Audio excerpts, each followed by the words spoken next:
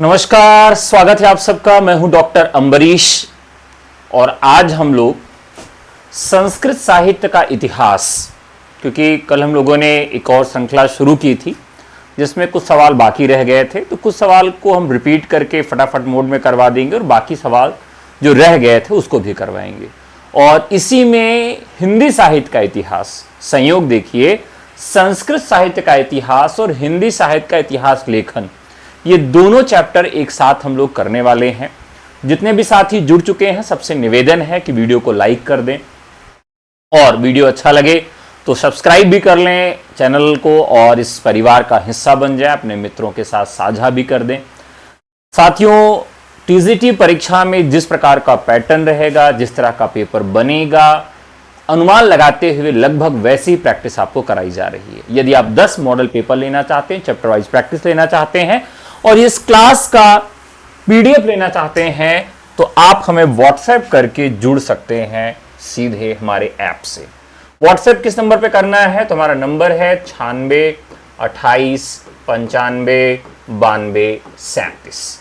यदि साथियों आप गवर्नमेंट डिग्री कॉलेज का कोर्स लेना चाहते हैं, जीआईसी प्रवक्ता प्री और मेंस का मॉडल पेपर और कोर्स लेना चाहते हैं, या अपकमिंग वैकेंसी 2026 टीजीटी पीजीटी के लिए कोर्स लेना चाहते हैं जो कि नया फ्रेश बैच है धुरंधर के नाम से, आप व्हाट्सएप करके जुड़ सकते हैं। हमारा नंबर है 96 28 95 92 37। तो जितने भी साथी आ चुके हैं सबका स्वागत है। चलिए शुरू करते हैं आज की क्लास को। और जितने भी साथी आ चुके हैं और साथी आते रहेंगे, क्लास को हम लोग शुरू करते हैं। चलिए सबसे पहला सवाल लेते हैं। तो ये सवाल आपका है, महाकवि भारव का किरातार्जुनीयम महाकाव्य लक्ष्मी पदांग कहलाता है। किरातार्जुनीयम के प्रत्येक स्तर का प्रारंभ श्री शब्द से और समापन लक्ष्मी शब्द से होता है और ये इसके 4 ऑप्शन हैं। चलिए जितने भी साथी हैं फटाफट वो जवाब देते चलें।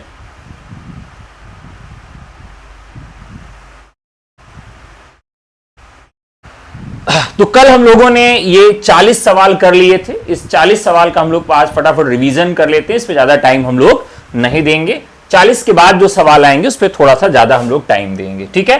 तो इसका सही उत्तर क्या हो जाएगा? ए और आर दोनों सही है, क्योंकि महाकवि भारवी का किरातार्जुनीयम महाकाव्य जो है उसमें लक्ष्मी पदांग कहलाता है, क्योंकि इसमें लक्ष्मी से शुरुआत होती है और किरातार्जुनीयम के प्रत्येक स्वर का प्रारंभ श्री शब्द से और समापन लक्ष्मी शब्द से होता है। इस प्रकार से ऑप्शन ए आपका सही हो जाता है, ठीक है। प्रश्न संख्या 2 लेते हैं। महाकवि भवभूति के उत्तर रामचरितम में विदूषक का सर्वथा अभाव है। गंभीर और करुण रस की गरिमा को अक्षुण्ण रखने के लिए भवभूति ने इस नाटक में हास्य रस के पात्र विदूषक को स्थान नहीं दिया। देखिए, मुख्यतः जो विदूषक की भूमिका होती है वो नाटक में होती है, महाकाव्यों में विदूषक नहीं होते हैं। नाटक में यहां विदूषक होना चाहिए था, लेकिन इसमें करुण रस की प्रधानता है, यानी एकमात्र रस जो करुण है उसकी प्रधानता होने के कारण इसमें इसका जो स्वरूप है वो नहीं रखा गया। क्या किया गया? महाकवि भवभूति के उत्तर रामचरितम में विदूषक का सर्वथा भाव है। गंभीर और करुण रस की गरिमा को अक्षुण्ण रखने के लिए भवभूति ने इस नाटक में हास्य रस के पात्र विदूषक को स्थान नहीं दिया है। इसको अच्छे से समझिएगा। क्यों नहीं दिया है? क्योंकि जो रस है, कौन सा रस है? तो रस इसमें करुण रस है और करुण रस में अगर विदूषक आएगा तो विदूषक हास्य रस का काम करेगा और करुण और हास्य एक दोनों के विरोधी हैं। इस वजह से इसमें नहीं किया गया। ऑप्शन ए सही है। श्रीहर्ष विरचित नैषधि चरितम को विद्वानों के लिए औषधि नैषधम विद्वौषधम माना गया है। इसमें अलंकारों की भरमार, कठिन व्याकरणिक प्रयोग और अद्वैत वेदांत के दार्शनिक सिद्धांतों का अत्यंत क्लिष्ट समन्वय किया गया है। अब ये तो बात एकदम सही है कि जो श्रीहर्ष का विरचित नैषध चरित है इसको विद्वानों के लिए औषधि कहा गया है। क्यों कहा गया है? जब कोई भी चीज कठिन होती है पढ़ने में, समझने में, लिखने में, तो उसमें हम ज्यादा परिश्रम करते हैं, तो इसी वजह से इसमें अलंकारों की भरमार है, कठिन व्याकरणिक प्रयोग किया गया है, अद्वैत वेदांत के दार्शनिक सिद्धांतों का क्लिष्ट वर्णन किया गया है, जिसकी वजह से इसे विद्वानों के लिए औषधि कहा गया है। तो इसका राइट आंसर ए हो जाएगा। अगला सवाल है, महाकवि माघ को घंटा माघ की उपाधि उनके शिशुपाल वधम के एक विशिष्ट श्लोक के कारण मिली है। महाकवि माघ को घंटा माघ की उपाधि उनके शिशुपाल वधम के एक विशिष्ट श्लोक के कारण मिली है। अब वो कौन सा है? उन्होंने रैवतक पर्वत के दोनों ओर सूर्य और चंद्रमा के उदय और अस्त होने की तुलना एक विशाल हाथी के दोनों ओर लटकते हुए विशाल घंटों से की है, इसीलिए इनको घंटा माघ की उपाधि दी जाती है। ठीक है, तो एकदम सही बात है, ए और आर दोनों सही हैं। ए और आर की सही व्याख्या करता है, इस प्रकार से राइट आंसर ए हो जाएगा। अगला सवाल है, आचार्य दंडी ने काव्यादर्श में केवल गद्य काव्यों के लक्षणों का ही प्रतिपादन किया है। तर्क, दंडी को संस्कृत साहित्य में केवल एक गद्यकार के रूप में मान्यता प्राप्त है, कवि के रूप में नहीं। चलिए देखते हैं इसका सही जवाब क्या होगा। ध्यान रखिएगा, तो यहां ए और आर दोनों गलत है। आचार्य दंडी काव्यादर्श में केवल गद्य काव्य लक्षणों का ही प्रतिपादन करते हैं, बिल्कुल ऐसा नहीं है। दंडी को संस्कृत साहित्य में केवल एक गद्यकार के रूप में मान्यता प्राप्त है, यह भी एकदम सही नहीं है। क्या सही है कि दंडी ने काव्यादर्श में गद्य और पद्य दोनों प्रकार के काव्यों का लक्षण दिया है और वो एक श्रेष्ठ आचार के साथ महान गद्य कवि भी हैं। तो इस प्रकार से ऑप्शन डी आपका राइट हो जाएगा। यार ये रिवीजन नहीं हो रहा है तो और क्या हो रहा है? इसके अलग कुछ रिवीजन होता है क्या? सारे चैप्टर आपको यहां पर सवाल कराए जा रहे हैं, रिवीजन कैसे होता है भाई? रिवीजन के रिकॉर्डेड वीडियोस भेजे गए हैं, आप लोग एक बार देख लीजिए। शॉर्टेस्ट रिवीजन है, 1 घंटे में एक चैप्टर समाप्त कर दिया गया है। तो आप जैसा भी चाहें उस तरह का रिवीजन करवा दिया जाए। सारे रिकॉर्डेड वीडियोस आपके रिवीजन फोल्डर के नाम से टीजीटी में आपके यहां मिलेगा, रिवीजन फोल्डर के नाम से मिलेगा, उसमें जाके देखेंगे तो आप सारा रिवीजन वहां कर सकते हैं।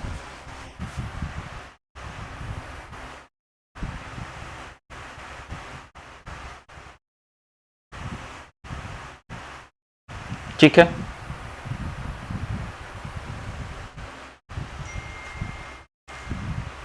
चलिए आगे बढ़ते हैं।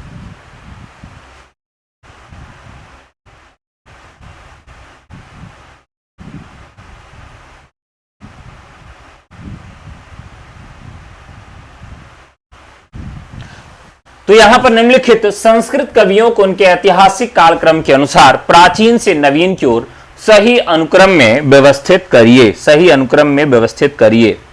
आप लोग पता नहीं कहां सोते रहते हैं या जागते ही रहते हैं। रिवीजन तो पिछली बार जब परीक्षा की तिथि घोषित की गई थी उसी समय करवा दिया गया था। एक बार वीडियो आप फिर से जाके देख सकते हैं। अब नए तरह के प्रश्नों को शामिल किया जा रहा है, नए तरह के कंटेंट को शामिल किया जा रहा है। तो यहां पर क्या है, तो ऐतिहासिक साक्ष्यों के आधार पर कालिदास का समय ईसा पूर्व 1ली शताब्दी से 4th शताब्दी के बीच माना जाता है। भारवी का समय 6वीं शताब्दी माना जाता है। दंडी का समय 7वीं शताब्दी माना जाता है और भवभूति का समय 8वीं शताब्दी माना जाता है और श्रीहर्ष का समय 12वीं शताब्दी माना जाता है और माघ का जो समय माना जाता है वह 8वीं शताब्दी उत्तरार्ध माना जाता है, यानी 8वीं शताब्दी ही। तो इस प्रकार से पहला ऑप्शन आपका सही हो जाएगा। अगला सवाल है, महाकवि कालिदास के तीनों नाटकों का सही रचना क्रम विकास क्रम के आधार पर क्या है? यानी इनका पहला नाटक कौन सा है, दूसरा कौन सा है और तीसरा नाटक कौन सा है, इसमें आपको क्रम बताना है। तो मालविकाग्निमित्रम इनका पहला नाटक है, विक्रमोर्वशीयम दूसरा है, विज्ञान शाकुंतलम तीसरा है। तो इनके 3 ही नाटक हैं, बी ऑप्शन सही है। बृहत्त्रयी के महाकाव्यों की श्लोक संख्या के आधार पर अवरोही घटते हुए क्रम का सही अनुक्रम चुनिए।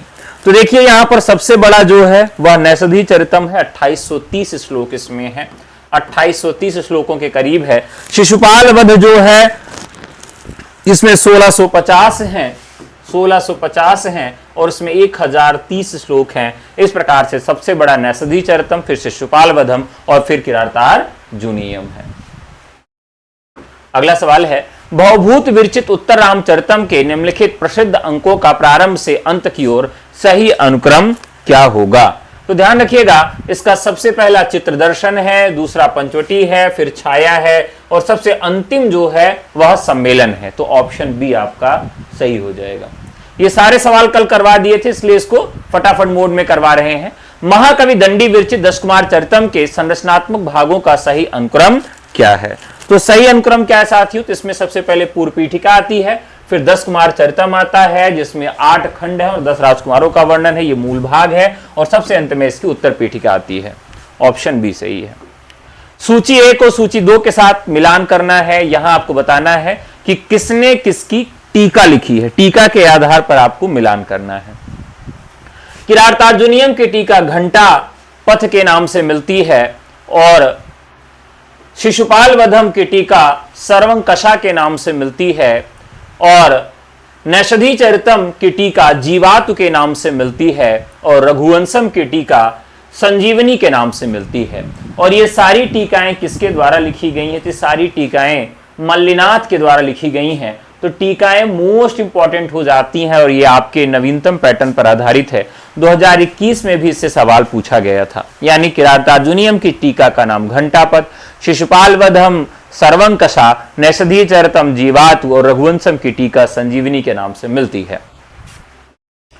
कवियों और उनके माता पिता के प्रामाणिक युग्मों का सही कूट मिलान करिए। यानी जो इनके माता पिता कौन हैं उस आधार पर आपको यहां पर मिलान करना है। तो साथियों यहां पर भवभूति के माता पिता का नाम जतुकर्णी और नीलकंठ था और माघ के माता पिता का नाम ब्राह्मणी, दत्तक और श्रीधर था और श्रीहर्ष के माता पिता का नाम मामल्ल देवी और हीर था, हीर उनके पिता का नाम था और दंडी के माता पिता का नाम ब्राह्मी और गौरीनाथ था। तो यहां पर जो भी महत्वपूर्ण आचार्य हैं उनके माता पिता से भी संबंधित सवाल आपके यहां पूछा जाता है, तो यह भी आपके लिए परीक्षा के दृष्टिकोण से अत्यंत महत्वपूर्ण है। ठीक है, आगे बढ़ें। तो ऑप्शन ए हो जाएगा। यहां पर क्या करना है कि किसका मंगलाचरण कौन सा है, मंगलाचरण का इसमें मिलान करना है कि किसका मंगलाचरण कौन सा है। तो देखते हैं। तो देखिए सबसे प्रसिद्ध मंगलाचरण जो है वह किसका मिलता है? वह आपका अभिज्ञान शाकुंतलम का मिलता है। किसका मिलता है? अभिज्ञान शाकुंतलम का। अभिज्ञान शाकुंतलम का मंगलाचरण क्या है? तो उसमें शिव की स्तुति की गई है 8 मूर्तियों के रूप में। या सृष्टि स्त्राष्टुराद्या वहति विधिहुतम या वीर्या च होत्री ये द्वे कालम विदित्तः श्रुति विषय गुणाया स्थितः व्याप्य विश्वं यामाहु सर्वबीज प्रकृतिरिति ययः प्राणिनः प्राणवन्तः प्रत्यक्षाभि प्रपन्नास्तनुभिर्वस्तः विराष्टः विरिषा। अंतिम में भूल गया, कोई बात नहीं। तो वस्तन विराष्टा विरिषा। अब ये जो है अभिज्ञान शाकुंतलम का है जिसमें शिव की स्तुति की गई है, अष्टमूर्ति शिव की स्तुति की गई है और किस स्वरूप में की गई है? तो याद रखिएगा आशीर्वादात्मक रूप में की गई है। किस रूप में की गई है? आशीर्वादात्मक रूप में की गई है, अर्थात पहले का आपका ख सही हो जाता है। ठीक है, चलिए अब अगला सवाल लेते हैं। अच्छा इसी में लेते हैं। उसके बाद दूसरा है किरातार्जुनीयम में वस्तु निर्देशात्मक श्री से प्रारंभ किया गया है। ध्यान रखिएगा किरातार्जुनीयम श्री से शुरू है, फिर तीसरे का घ हो जाएगा। यानी उत्तर रामचरितम में नमस्कारात्मक कवि वाणी की वंदना की गई है और नैषधि चरितम में वस्तु निर्देशात्मक नल का वर्णन किया गया है। तो इस प्रकार से यहां पर इनका वर्णन मिलता है, यह ध्यान रखिएगा। ऑप्शन ए सही है। चलिए नायक और संबंधित कृतियों का सही कूट मिलान करिए। यानी कौन सा नायक किसका है, यहां पर आपको कूट मिलान करना है। ध्यान रखिएगा। तो यहां जीमूत वाहन जो है वह नागानंदम का है और माधव जो है वो मालती माधव का है। नल जो है वो नैषधि चरितम का है और अर्जुन किरातार्जुनीयम का नायक है। इस प्रकार से ए ऑप्शन आपका सही है। अगला सवाल है रस और संबंधित प्रमुख रचनाओं का सही कूट मिलान कीजिए। प्रश्न संख्या 15 यह भी काफी महत्वपूर्ण है। तो राइट आंसर हो जाएगा यहां पर पहले का हो जाएगा ख, किरातार्जुनियम में युद्ध है शिव से किरात वेशधारी अर्जुन का, तो पहले का ख हो जाएगा। दूसरे का उत्तर रामचरितम में करुण रस है और नैषधि चरित्रम में नल का श्रृंगार रस में वर्णन किया गया है। अवंती सुंदरी कथा किसकी गद्य कृति मानी जाती है? तो अवंती सुंदरी कथा किसकी गद्य कृति मानी जाती है? दंडी की। कालिदास विरचित मेघदूत को विधा के दृष्टि से किस वर्ग में रखा जाता है? तो इसे खंड काव्य और गीति काव्य दोनों श्रेणी में रखा जाता है। निम्नलिखित में से कौन सी रचना महाकवि श्रीहर्ष की नहीं है? तो कौन सी रचना नहीं है? तो ये परिमल पद्मगुप्त की रचना का नाम है। परिमल पद्मगुप्त की रचना है, ये परिमल पद्मगुप्त की रचना है। तो इस प्रकार से खंडन, खडखाद्य, विजय प्रशस्ति और गौड़ोर्व ये जो है रचनाएं श्रीहर्ष की हैं। भवभूति का कौन सा नाटक वीरस प्रधान है जिसमें राम के पूर्व चरित विवाह से लेकर राज्याभिषेक तक का वर्णन किया गया है? तो साथियों यहां पर महावीर चरितम है। महावीर चरितम में राम के पूर्व चरित विवाह से लेकर राज्याभिषेक तक का वर्णन किया गया है, बहुत महत्वपूर्ण है। शिशुपाल वधम का कथानक महाभारत के किस पर्व से लिया गया है? तो याद रखिएगा वन पर्व से। वन पर्व की बात आए तो किरातार्जुनियम को लिया गया है। किरातार्जुनियम को लिया गया है।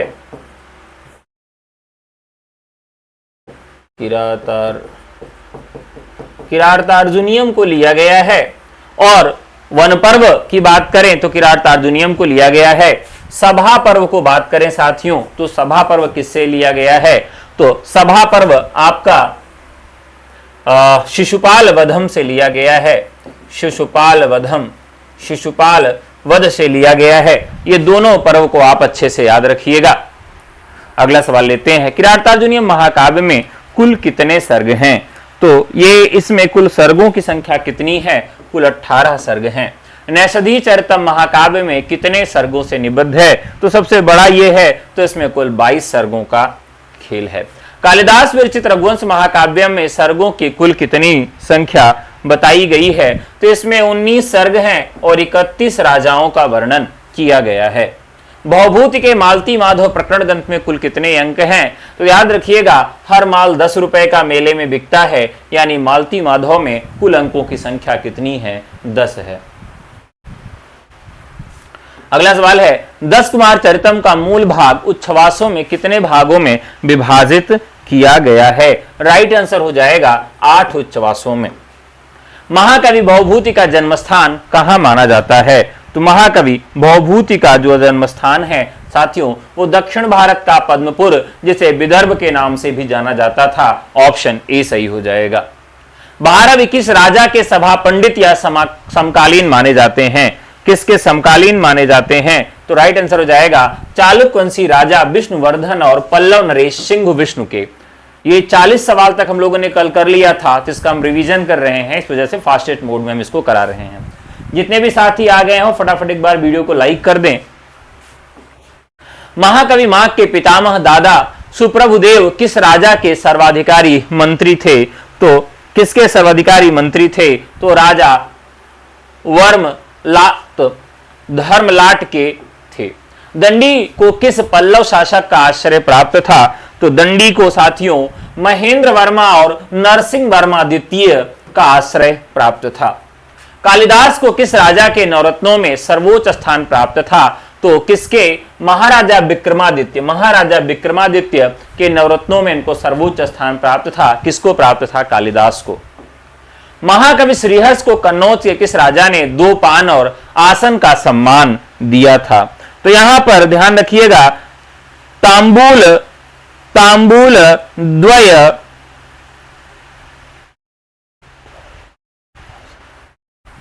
द्वय मासन, तांबूल द्वय मासन। तो हो सकता है कि यह संस्कृत वाली उक्ति, संस्कृत वाला शब्द पूछ लिया जाए। तांबूल द्वय वासन किससे संबंधित है? तो जयचंद, जिसे जयंत चंद्र के नाम से भी जाना जाता है, जो कि कन्नौज कान्यकुब्ज के थे। अगला है, भारवी का मूल नाम क्या स्वीकार किया जाता है? तो भारवी का जो मूल नाम है साथियों वह दामोदर स्वीकार किया जाता है और सूर्य की ऊर्जा विशेषण से इनका नाम भारवी रख दिया गया।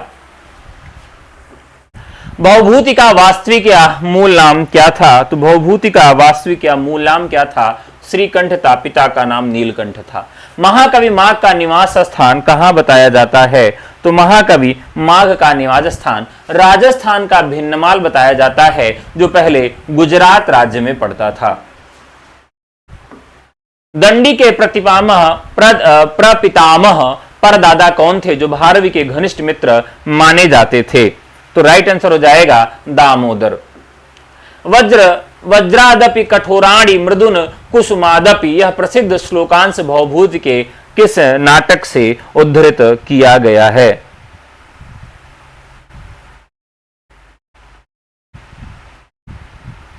ध्यान रखिएगा, तो यह उत्तर रामचरितम में किया गया है, जहां राम के हृदय की तुलना फूल और पत्थर दोनों से की गई है। हाँ, कल वाली क्लास अधूरी रह गई थी, वहीं से हम लोग शुरू किए हैं। अगला सवाल है, न प्रभात रलम ज्योतिरुदेति वसुधात लात, बिजली जैसी चमकती हुई ज्योति पृथ्वी से उत्पन्न नहीं होती, यह सूक्ति किस ग्रंथ से ली गई है? अब ध्यान रखिएगा, तो जब अभिज्ञान शाकुंतलम में राजा दुष्यंत पहुंचते हैं और शकुंतला को देखते हैं प्रथम अंक में, तो उनके सौंदर्य से अभिभूत हो जाते हैं और फिर उनके मुख से निकलता है यही कि न प्रभातरलम ज्योतिरुदेति वसुधात लात, यानी बिजली जैसी चमकती हुई ज्योति पृथ्वी से उत्पन्न नहीं होती है। अगला है, विचित्र रूपा खलु चित्त वृत्तयः, मन की वृत्तियां वास्तव में बड़ी विचित्र होती हैं। किरातार्जुनीयम में यह कथन किसका है? यह द्रौपदी का कथन है। उत्पस्यते अस्ति मम कोऽपि समान धर्मा कालो हयम निर्विध विपुला च पृथ्वी, अपनी आलोचना करने वालों को करारा जवाब देते हुए यह निर्भीक घोषणा किस कवि ने की थी? अब ध्यान रखिएगा, भवभूति ने एक रचना लिखी है जिसका नाम है मालती माधव। तो मालती माधव की प्रस्तावना में मालती माधव की प्रस्तावना में यह बात वो करते हैं, क्योंकि उनको बड़ी उपेक्षाओं को देखने के लिए मिला था, उनके जीवन में बड़ी उपेक्षाएं थी। तो वो कहते हैं कि इस दिन का वो कहते हैं ना, अपना टाइम आएगा, आज के शब्दों में तो कहते हैं मेरा भी एक दिन समय आएगा और मैं सबका जवाब दूंगा। तो ये भवभूति का कथन है। अनुगतमपि कोप सारम हंति महतश्चेतो अधः करोति, अथवा क्षणे क्षणे यन्नवता मुपैति तदेव रूपम रमणीयताः, रमणीयता का यह अमर लक्षण किस महाकाव्य में वर्णित किया गया है? ध्यान रखिएगा कि शिशुपाल वधम के चतुर्थ सर्ग में रवतक पर्वत के सौंदर्य का वर्णन करते हुए कहते हैं कि क्षण क्षण में नवीनता को प्राप्त हो वही रमणीयता है, यानी खने खने रजऊ बदले तोहरे मिजाज, यानी जिसका बहुत ही क्षण क्षण में, छोटे छोटे पल में भी जिसका रूप बदल जाए, जिसका रूप बहुत जल्दी बदल जाता है, उसको क्या कहते हैं? उसको बहुत नवीनता कहते हैं, उसी को रमणीयता कहते हैं। तो शिशुपाल वधम होगा, क्या किरातार्जुनीयम होगा, या नैषधीय चरितम होगा? तो हमारा राइट आंसर हो जाएगा शिशुपाल वधम, जिसमें यह बात कही गई है। माघ ने शिशुपाल वधम में रैवतक पर्वत को कहा कि वह क्या करता है, नित नवीनता उसके अंदर देखने के लिए मिलती है, उसकी सौंदर्य अभिभूत होती है। तो क्षण क्षण जिसमें रमणीयता आती है, जो क्षण क्षण जिसमें परिवर्तन होता है, उसी को रमणीय कहा जाता है। इस प्रकार से शिशुपाल वधम इसका राइट आंसर हो जाएगा। अब चलिए 40 नंबर का तक हम लोग कर लिए थे, 40 तक तो हम लोग कर लिए थे, इसके आगे करते हैं।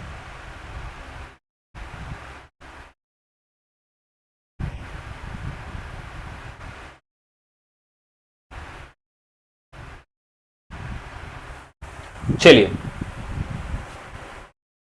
भोजपुरी सॉन्ग बहुत सुनते हैं मैं सारे गाने सुनता हूँ, भोजपुरी, हरियाणवी, राजस्थानी, थोड़ा बहुत पंजाबी भी, अवधी के लोकगीत भी सुनता हूँ, बुंदेली भी सुनता हूँ, हिंदी की जितनी हमारी बोलियां हैं सबसे कुछ न कुछ सुनता रहता हूँ, क्योंकि वहाँ की संस्कृति, वहाँ का समाज, वहाँ का धर्म, सभ्यता, सारी चीज़ें उस गीत के अंदर होती हैं। भोजपुरी गीतों में अश्लीलता होती है क्योंकि वह उस समाज का दर्पण है जहाँ पर परिहार और परिहास संबंध बहुत ज़्यादा होते हैं। खास करके जो हमारा बिहार और भोजपुर का बेल्ट है, परिहार और परिहास संबंध अधिक होने की वजह से उनके गीतों में भी उसकी छाप मिलती है, तो उसमें कोई आश्चर्य की बात नहीं है। चलिए साथियों, आगे बढ़ते हैं। ज्ञाने मौनम क्षमा शक्तो त्यागे श्लाघा विपर्य, यह राजा दिलीप के गुणों का वर्णन कालिदास ने किस ग्रंथ में किया है?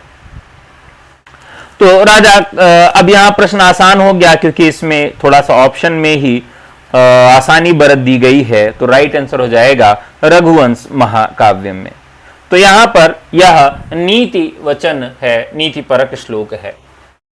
वाचशाम जाड्य में विधाय कौतुकम, या श्लेष प्रधान शैली में रचित सूक्त तांबूल द्वय मासनम च लभ्यते, यह कान्य कुब्जेश्वरात किस कवि के आत्मगौरव को प्रकट करती है? अभी भी हम लोगों ने बात किया था कि जो जयचंद हैं कान्यकुब्ज के राजा, उन्होंने आसन और तांबूल देकर उनका स्वागत किया था। इस अर्थ में श्रीहर्ष होंगे। अविवेक परमापदम, अविवेक परमापदाम पदम सूक्ति किरातार्जुनियम के किस सर्ग में आती है? राइट आंसर हो जाएगा द्वितीय सर्ग में। अगला सवाल है, गुणाह पूजा स्थानम गुणिषु न च लिंगम न च वयः, गुणवानों में गुण ही पूजा के स्थान होते हैं, लिंग या आयु नहीं। यह जगत प्रसिद्ध सूक्ति कहां से ली गई है? उत्तरामचरितम के चतुर्थ अंक में महर्षि वाल्मीकि के आश्रम में कौशल्या और जनक के संवाद के समय लव के जो तेजस्वी रूप की बखान की जाती है कि भाई अगर आपकी उम्र नहीं देखी जाती है, गुणाह पूजा स्थानम गुणिषु न च लिंग न च वयः, गुणवानों में गुण ही पूजा के स्थान होता है, लिंग या आयु नहीं। तो भले ही लव छोटे हैं, लेकिन तो क्या हुआ, उनकी उम्र और उनके लिंग से इसका प्रभाव नहीं मिटेगा। अपि ग्रावारुदित्याति दलति वज्र से हृदयम, जिसके प्रभाव से पत्थर भी रो पड़ते हैं और वज्र का हृदय भी फट जाता है, यह किस रस के संदर्भ में कहा गया है? तो ये तो आसान सा सवाल है, सभी इसका जवाब दे देंगे। स्वाभाविक है कि इसमें करुण रस होगा। किरातार्जुनीयम महाकाव्य का मुख्य प्रतिपाद्य या मुख्य फल क्या है? मुख्य प्रतिपाद्य या मुख्य फल क्या है? ध्यान रखिएगा, इसमें अर्जुन द्वारा पाशुपात अस्त्र की प्राप्ति, किरात वेशधारी शिव से वो युद्ध करते हैं और शिव प्रसन्न होकर उनको क्या करते हैं, आशीर्वाद स्वरूप क्या देते हैं, पशुपति अस्त्र देते हैं।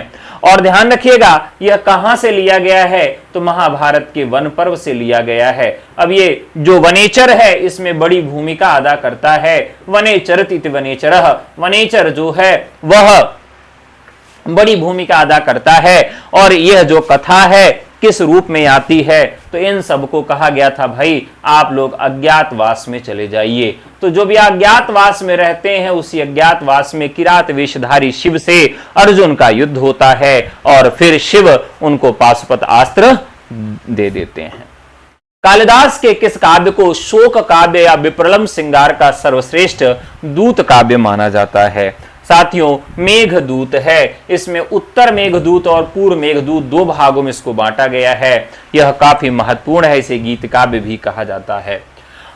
उद्वेलयति गंभीरम कपाल कुंडला चरितम के लिए प्रसिद्ध अघोर घंट और कपाल कुंडला नामक भयानक तांत्रिक पात्र बहुभूत की किस कृति में दिखाई देते हैं? तो मालती माधव के पंचम अंक में अघोर घंट नामक कापालिक तांत्रिक मालती की बलि देने का प्रयास करता है, जहां उसकी शिष्या कपाल कुंडला उसका सहयोग करती है। यह शमशान का भयानक दृश्य भवभूत की इस अनूठी शैली गद्य को यहां पर व्याख्यायित करने का प्रयास करता है। यानी ये दोनों पात्र कहां मिलते हैं? मालती माधव मिलते हैं। किसकी रचना है? भवभूति की रचना है। और इसमें क्या किया जाता है? बलि देने का जो वर्णन है शमशान घाट पर, वह दिखाई पड़ता है। अगला सवाल है साथियों, शिशुपाल वधम महाकाव्य का प्रारंभ किस शब्द से होता है? प्रारंभ किस शब्द से होता है? अगर आपने ये सवाल गलत कर दिया तो पटक पटक के मारेंगे राजा जी। ये सवाल गलत नहीं होना चाहिए। बहुत ही आसान सा सवाल, बताओ। गलत नहीं होना चाहिए।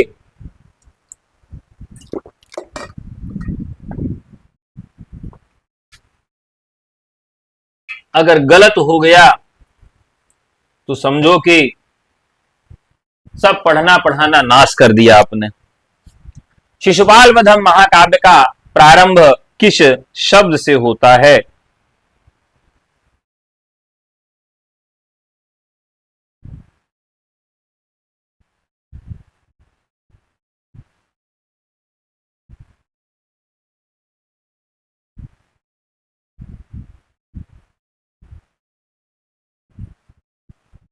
चलिए चलिए फटाफट जवाब दीजिएगा। सर जो मॉडल पेपर कब मिलेगा हम लोग को बताइए प्लीज। कल आप लोगों को, वैसे मैंने सोचा था कि एक एक मॉडल पेपर पर डे दिया जाएगा। 20 तारीख का मैंने वादा किया था, संभवतः कल 10 मॉडल पेपर आपको एक साथ भेज दिए जाएंगे।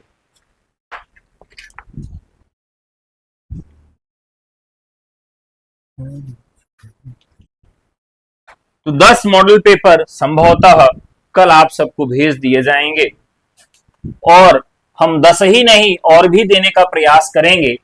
लेकिन जितना वादा किया था वो वादा निभा रहे हैं। 10 दे देंगे और हो सकता है कि 15 भी दे दें, 20 भी दे दें, लेकिन उसका वादा नहीं करेंगे। हाँ, 10 का वादा किए थे वो दे दिए। उसके आगे जो भी दे देंगे वो सब आपके लिए बोनस रहेगा। ठीक है, अब यहां ध्यान रखिएगा, श्रियः पति श्रीमती सती तुम जागत जगन निवासो वासुदेव वसद्यनि वसन दर्दशान वर्द बंबाराद धीरण्य गर्भावंगु मुनि हरि।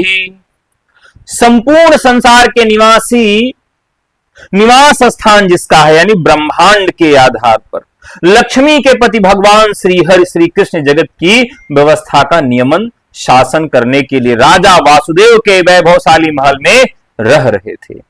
यानी महाकवि माघ की बात करें, शिशुपाल वध की बात करें, तो इसमें किससे शुरुआत होती है? ત્યાં श्री कृष्ण के विषय में बात की जा रही है। कथा किसकी है? तो कथा है श्री कृष्ण की। किसको मारते हैं? तो वो शिशुपाल को मारते हैं। और शिशुपाल कौन था? तो शिशुपाल उनके ही बुआ का लड़का था, उसको ही मारते हैं। और बुआ ने कहा था कि इसकी 100 गलतियां जो है वो माफ कर देना, इसकी 100 गलतियां माफ कर देना। तो श्री कृष्ण जो करते हैं, 100 गलती जैसी ही पूरी होती उसको मार देते हैं। तो श्रियः पति श्रीमती, श्रियः पति श्रीमती, यानी यहां से शुरुआत होती है। और ये वस्तु निर्देशात्मक मंगलाचरण है। किस प्रकार का है? वस्तु निर्देशात्मक मंगलाचरण से इसकी शुरुआत होती है। तो इस प्रकार से यहां पर श्रियः महाकाव्य परंपरा के अनुसार इसे पहले श्लोक में श्रियः लक्ष्मी से ग्रंथ की मंगल में शुरुआत होती है। अब बताइए कितने लोगों ने गलत किया था इसका जवाब?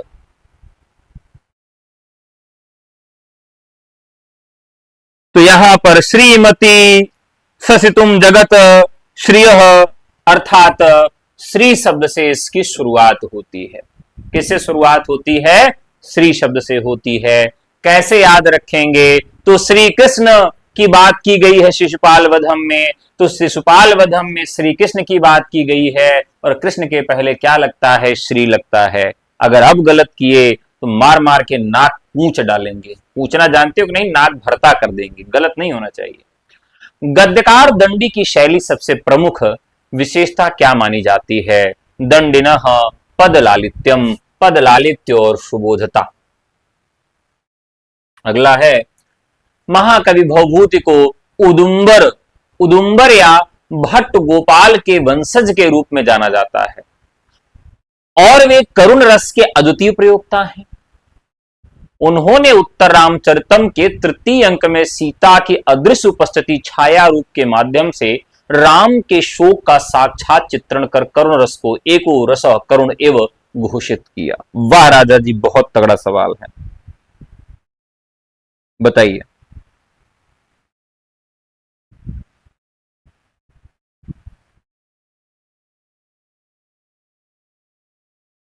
बहुत ही महत्वपूर्ण सवाल है।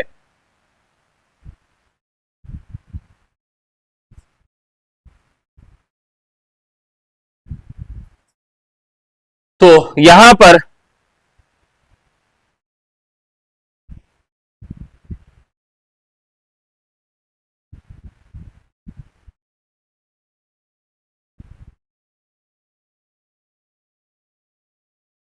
चलिए, अब यहां देखिए कि उदुम्बर या भट्ट गोपाल के वंशज के रूप में जाना जाता है, यानी यहां पर ऑप्शन ए और आर दोनों सही है।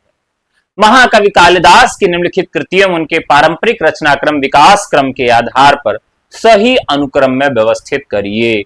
ये अगर मोस्ट इंपॉर्टेंट सवाल कह लें तो कम होगा, यानी मोस्ट इंपॉर्टेंट क्वेश्चन है, इसे आप जरूर याद कर लीजिएगा।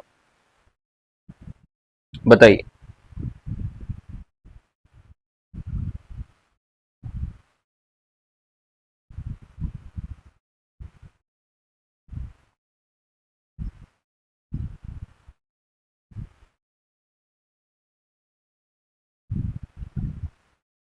अब यहां देखिए, कालिदास के साहित्य का जो सफर है वह कहां से शुरू होता है?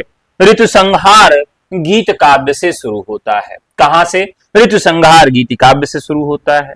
फिर उन्होंने मालविकाग्नि मित्रम, पहला नाटक उन्होंने लिखा, मालविकाग्नि मित्रम प्रथम नाटक। फिर कुमार संभवम महाकाव्य लिखा, फिर उन्होंने कुमार संभवम महाकाव्य लिखा, और फिर उन्होंने मेघदूतम खंड काव्य गीत काव्य लिखा, और फिर रघुवंश महाकाव्यम लिखा, महाकाव्य, और सबसे अंत में उन्होंने अभिज्ञान शाकुंतलम नाटक लिखा। तो इसका क्रम याद रखिएगा, पेपर में यह सवाल पूछा जाता है, कई बार पूछा गया है, इसको जरूर याद रखिएगा। कैसे याद रखेंगे? तो देखिए, ऋतु म कुमार, ऋतु में कुमार, मेघ मेघ मेघ से रघु शकुंतला मिले, शकुंतला मिले।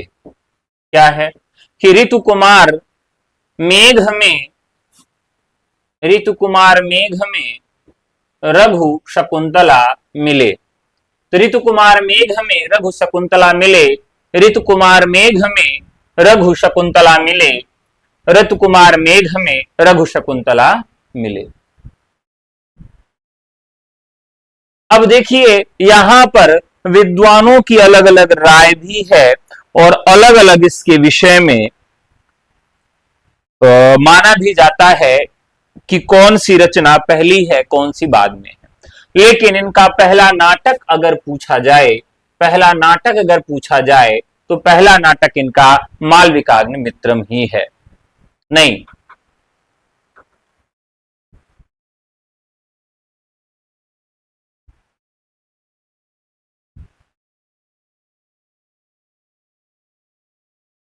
देखिए, दो तरह का यहां पर मिलता है इनकी रचनाओं का अनुक्रम, इस पे विवाद भी है।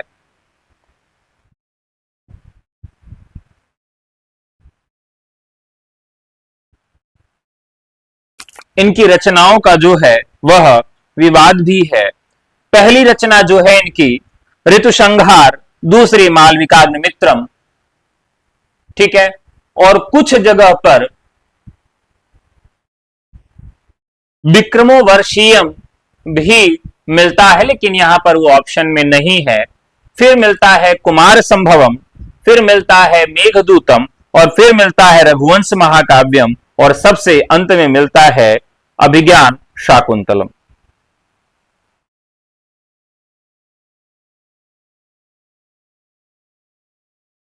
ठीक है।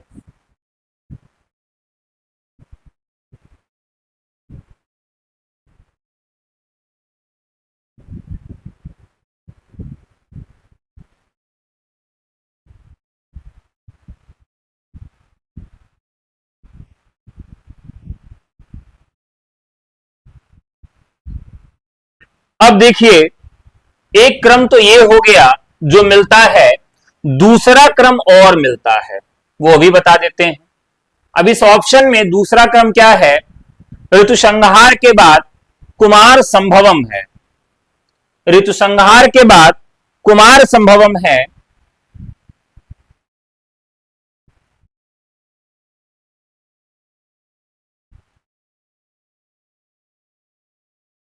लेकिन यहां रघुवंशम है, मालविकाग्निमित्रम है, मेघदूतम है, और अभिज्ञान शाकुंतलम भी है। यहां ऑप्शन के आधार पर यह थोड़ा सा अलग है। ठीक है।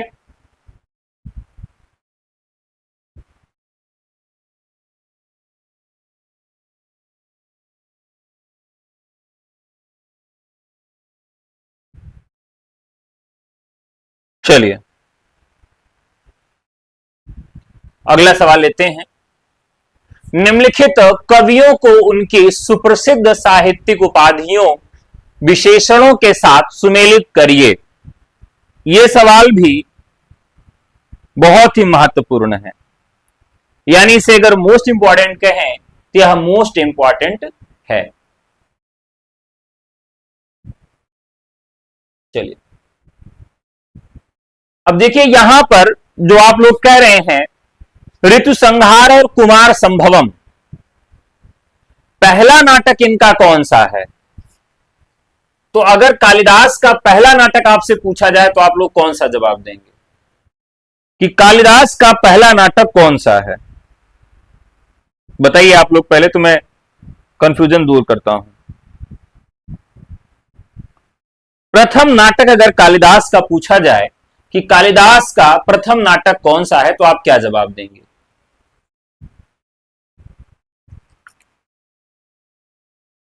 तो कालिदास का जो पहला नाटक है वह कौन सा माना जाता है? मालविकाग्निमित्रम माना जाता है। कालिदास का पहला नाटक कौन सा माना जाता है? मालविकाग्निमित्रम माना जाता है। इसमें तो कोई कंफ्यूजन नहीं है।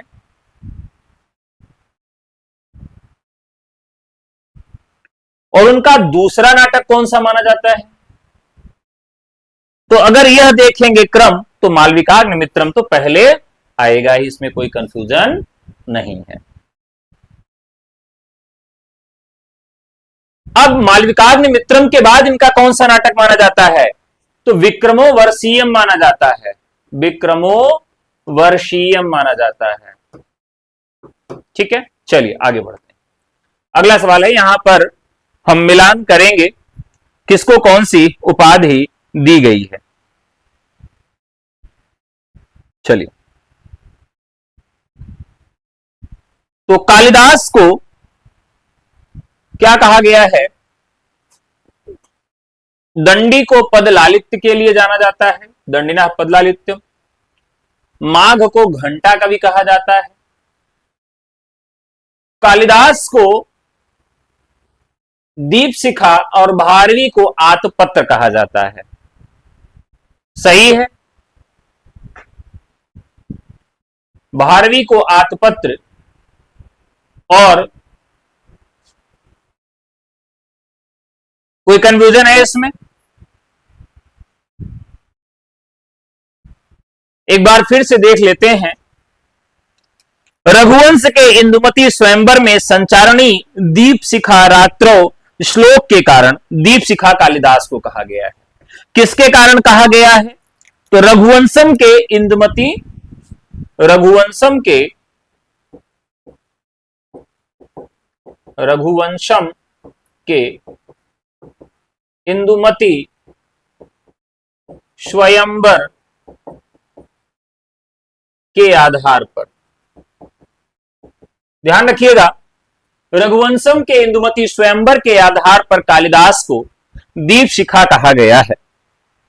किरातार्जुनीयम के छत्र वर्णन पर भारवी को आठपत्र भारवी कहा गया है। किरातार्जुनीयम के छत्र वर्णन पर,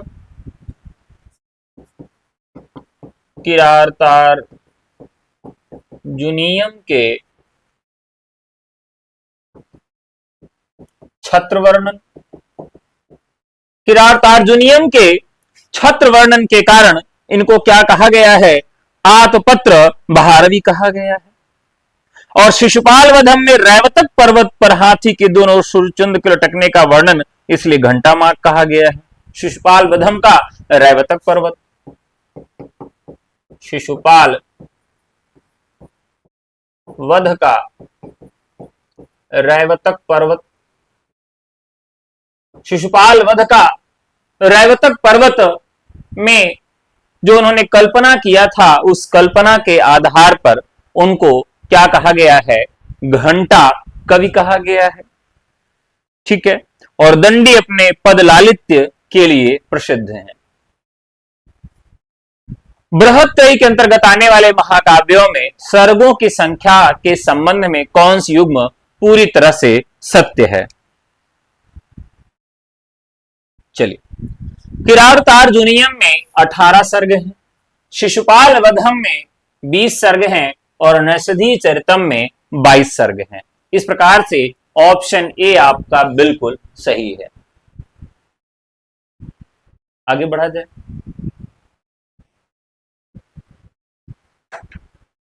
आगे बढ़ते हैं।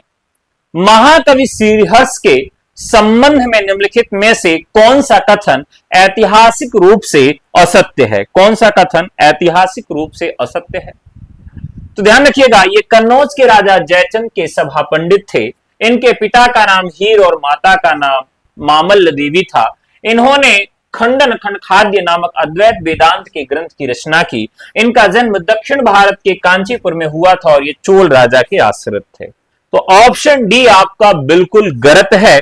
क्या था? श्रीहर्ष 12वीं शताब्दी के उत्तरार्ध में कन्नौज उत्तर प्रदेश राजा जयचंद के दरबारी थे। उनके पिता हीर भी प्रकांड विद्वान थे। चोल राजा कांचीपुरम से इनका कोई प्रामाणिक संबंध नहीं मिलता है। तो ऑप्शन डी आपका सही हो जाता है।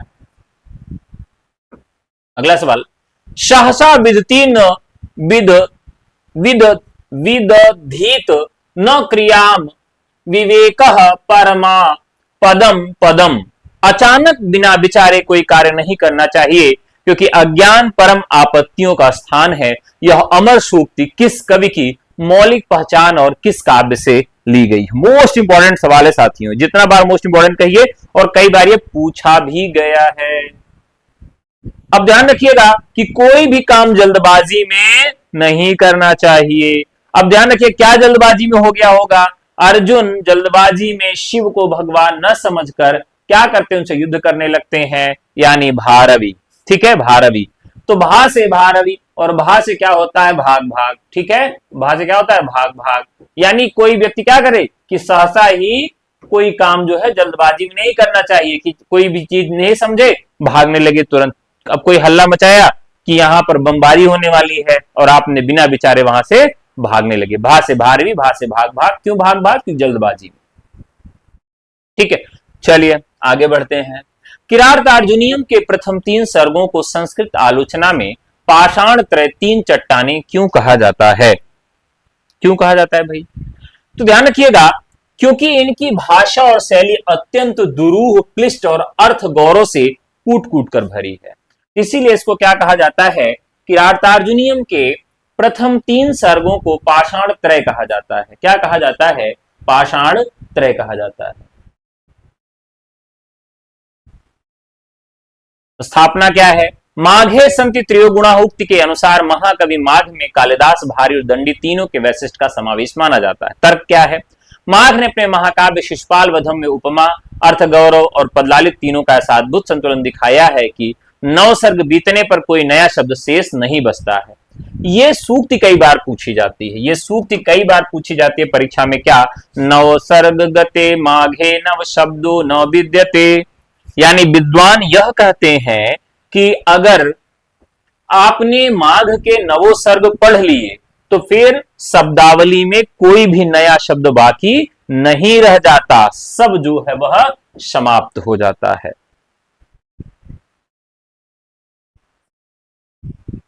चलिए अगला सवाल है, आचार्य दंडी की काव्यशास्त्री और गद्य कृतियों का सही त्रिक कौन सा है? चलिए ध्यान रखिएगा, काव्यादर्श है, दस कुमार चरितम है, अवंती सुंदरी कथा है। संस्कृत के महाकाव्यों के सर्गों की समाप्ति या प्रारंभ कुछ विशेष शब्दों से होती है, निम्नलिखित को सुमेलित करिए। वाह गुरु, बहुत बढ़िया सवाल, मन को प्रसन्न कर देने वाला सवाल है। और मेरा मानना है कि संस्कृत साहित्य में कल से आज भर में मैंने जितना पढ़ाया है, मतलब 2 से 3 प्रश्न न्यूनतम और अधिकतम 5 प्रश्न आपका परीक्षा में जरूर हूबहू यहां से पूछा जाएगा, इसमें कोई दो राय नहीं।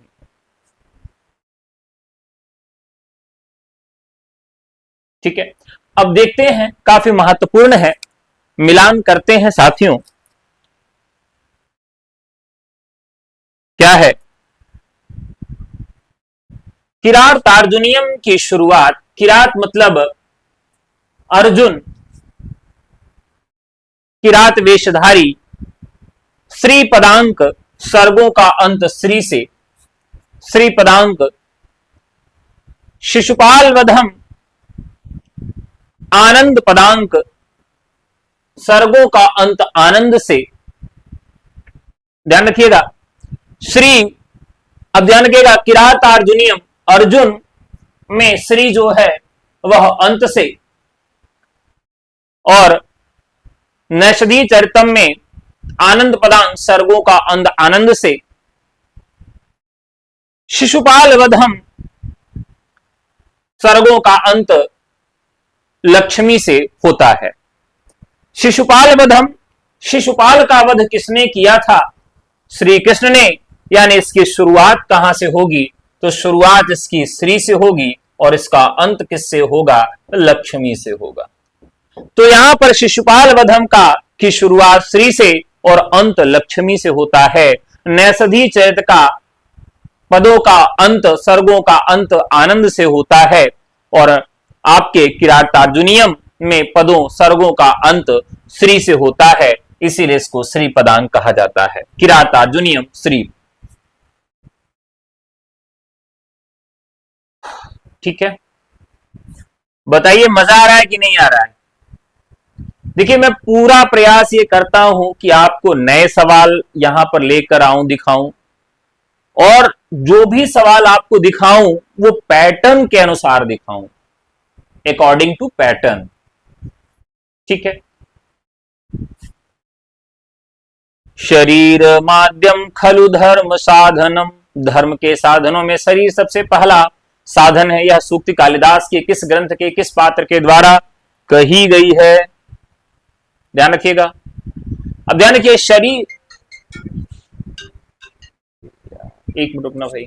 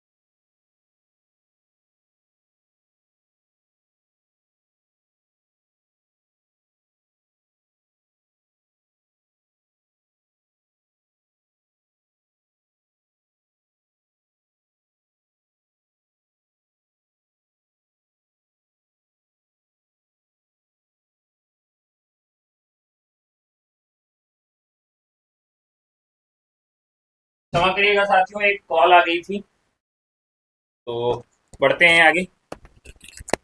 शरीरम खलु धर्म साधनम, धर्म के साधनों में शरीर सबसे पहला साधन है। तो यह सूक्ति कालिदास के किस ग्रंथ के किस पात्र के द्वारा कही गई है? तो यहां पर कुमार संभवम में ब्रह्मचारी वेशधारी शिव द्वारा कही गई है। ध्यान रखिएगा कि इस कथन को अगर आप देखें तो ऐसा लग रहा है कि कोई ऐसा व्यक्ति है जो ब्रह्मचारी होगा और वही इस बात को कहा होगा। तो राइट आंसर आपका बी हो जाएगा। महाकवि भारवी का ऐतिहासिक परिचय किस प्राचीन शिलालेख से सिद्ध होता है और वो किसके समकालीन थे? अब ध्यान रखिएगा, यह सवाल इतिहास में भी पूछा जाता है और असिस्टेंट प्रोफेसर का पेपर जब विज्ञप्ति संख्या 51 हुआ था तो उसके जीएस में भी सवाल ये पूछा गया था। एहोल शिलालेख या एहोल प्रशस्ति, ये हमेशा जीएस का बहुत ही फेवरेट क्वेश्चन रहा। ये जीएस का बहुत ही फेवरेट क्वेश्चन रहा है, एहोल शिलालेख या एहोल प्रशस्ति। तो पुलकेशिन द्वितीय का एहोल शिलालेख 634 ईस्वी, राजा विष्णुवर्धन राइट आंसर हो जाएगा। नैषधम विद्वशोद्धम यानी नैषधीय चरित विद्वानों के लिए औषधीय, यह कथन किसके संदर्भ में कहा गया है?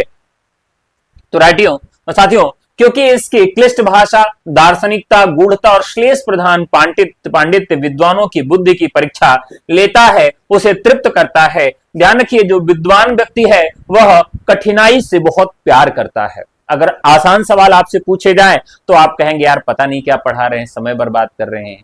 कठिन सवाल आपसे पूछे जा रहे हैं, आपकी बुद्धि को परिश्रम करना पड़ रहा है, तो आपकी बुद्धि तृप्त हो रही है। तो ठीक उसी प्रकार से नैषधीय चरितम जो है वह विद्वानों की बुद्धि को तृप्ति देता है, इसलिए उसको विद्वानों के लिए औषधि कहा गया है। अगला सवाल है, उत्तर रामचरितम के प्रमुख अंकों का सही अनुक्रम क्या है? सही अनुक्रम क्या है? बहुत ही महत्वपूर्ण सवाल है साथियों। तो यहां पर राइट आंसर क्या हो जाएगा? चित्र दर्शन सबसे पहला है, पंचवटी प्रवेश, छाया, कौशल्या जनक योग, कुमार विक्रम, कुमार प्रत्याभिज्ञान और सम्मेलन। इस प्रकार से सबसे अंतिम है सम्मेलन और सबसे पहला है चित्र दर्शन। ध्यान रखिएगा, चित्र दर्शन से भी एक सवाल आपके यहां पूछा जा सकता है कि किस जो है संस्कृत साहित्य के कवि लेखक के काव्य में चित्र दर्शन का जो है नवीन प्रयोग देखने के लिए मिलता है। तो चित्र दर्शन का नवीन प्रयोग कहां देखने के लिए मिलता है? तो उत्तर रामचरितम में मिलता है। तो उत्तर रामचरितम में चित्र दर्शन का नवीन प्रयोग जो है वो देखने के लिए मिलता है। तो राइट आंसर हो जाएगा ए।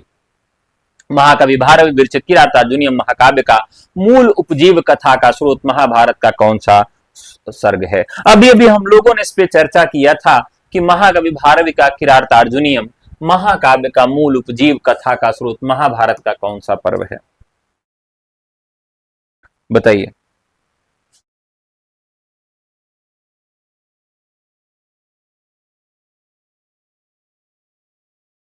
यह अध्याय 27 से 41 तक ली गई है। ध्यान रखिएगा, यह 27 से 41 तक जो अध्याय है उससे यह अध्याय से यह कथा ली गई है। यह बहुत ही महत्वपूर्ण सवाल हो जाता है। ठीक है, किरातार्जुनीयम महाकाव्य में कुल सर्गों की संख्या और प्रामाणिक कुल श्लोक पद संख्या कितनी स्वीकार की जाती है? यह भी काफी महत्वपूर्ण सवाल है। अभी भी हमने इसकी चर्चा पिछले प्रश्नों में कर दी थी। 18 सर्ग और 10-30 श्लोक यह इसमें रखे गए हैं। किरातार्जुनीयम के प्रथम सर्ग का मुख्य वर्ण विषय क्या है, जो संपूर्ण काव्य की आधारशिला बनता है? किरातार्जुनीयम के प्रथम सर्ग का मुख्य वर्ण विषय क्या है, जो संपूर्ण काव्य की आधारशिला बनता है? तो साथियों राइट आंसर हो जाएगा, इसमें युधिष्ठिर द्वारा नियुक्त गुप्तचर वनेचर हस्तिनापुर से लौटकर दुर्योधन की उत्कृष्ट राज व्यवस्था का हाल सुनाता है। वनेचर द्वारा युधिष्ठिर को दुर्योधन की शासन व्यवस्था का वृत्तांत सुनाना और द्रौपदी का क्रोधित होना, क्योंकि क्या होते हैं, बहुत खुश हो जाते हैं कि दुर्योधन बहुत अच्छे तरीके से राज्य चला रहा है। तो द्रौपदी को इस पे गुस्सा आता है कि वो तुम्हारा दुश्मन है और राज्य बहुत अच्छे से चला रहा है, जनता अगर उससे खुश हो जाएगी तो फिर तुम्हारे लिए अच्छा नहीं है ये। तो इस प्रकार से राइट आंसर हो जाएगा बी। महाकवि माघविरच शिशुपाल वधम महाकाव्य की कथा का मूल स्रोत महाभारत के किस पर्व से लिया गया है? तो यह भी आप जानते हैं, शिशुपाल वधम के सभा पर्व से 33 से लेके 45 तक, अध्याय 33 से लेके 45 तक यहां पर यह कथा का वर्णन मिलता है। साथियों, यह भी बहुत ही महत्वपूर्ण सवाल है, सभा पर्व से लिया गया है, अध्याय 33 से लेकर अध्याय 45 तक। शिशुपाल वधम महाकाव्य में कुल कितने सर्ग हैं, इसकी कुल श्लोकों की संख्या कितनी मानी गई है? तो शिशुपाल वधम जो है महाकवि माघ का अमर कृति ग्रंथ है। एक ही ग्रंथ उन्होंने लिखा है 20 और 1650, यानी 20 सर्ग और लगभग 1650 श्लोकों का इसमें वर्णन किया गया है। शिशुपाल वधम के चतुर्थ और पंचम सर्ग में कवि माघ ने किस भौगोलिक स्थल का अत्यंत विशद और चमत्कारी वर्ण विषय प्रस्तुत किया है? किसका किया है? तो यार अगर ये सवाल गलत कर दिए तो समझो कि खोपड़ा अपना कहीं लड़ा लड़ा के तोड़ लो।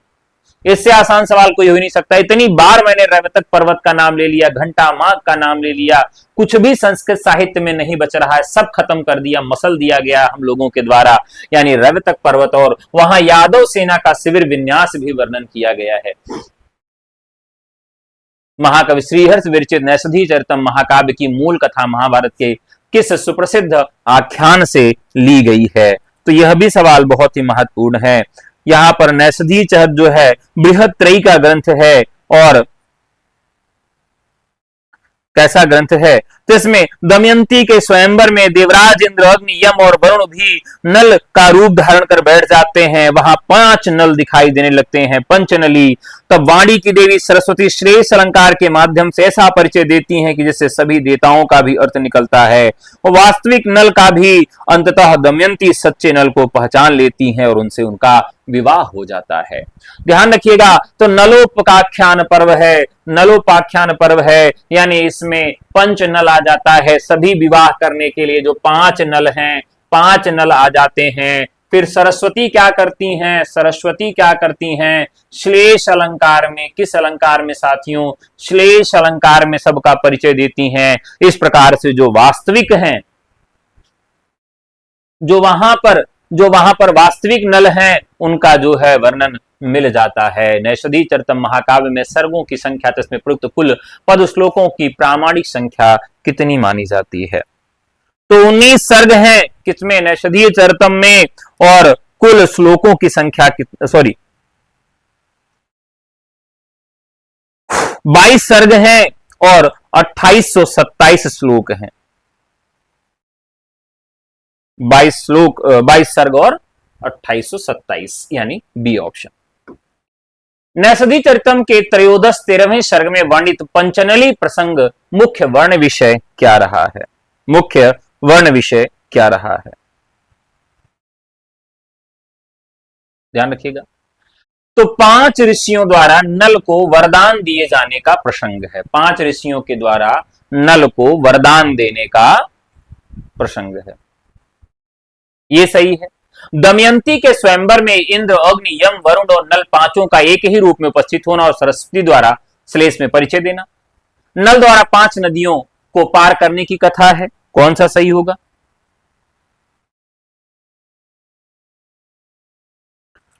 बहुत ही महत्वपूर्ण सवाल है।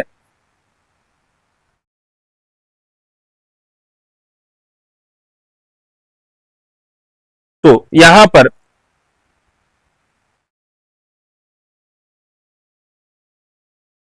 आप सब बताएंगे बी या फिर सी, दो में से एक सही है। नैषधि चरित के त्रयोदश में जो बात कही गई है उसका यहां पर आपको बताना है।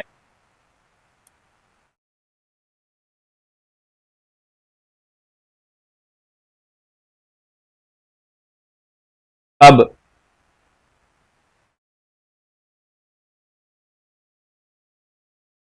बहुत ही बढ़िया सवाल है ये, ऑप्शन आपका बी एकदम सही है। अब इतना आप लोग भूल जाओगे, इतना कंफ्यूज हो जाओगे पगलऊ, तो कैसे काम चलेगा। अभी अभी तो मैंने इसकी विषय में चर्चा किया था।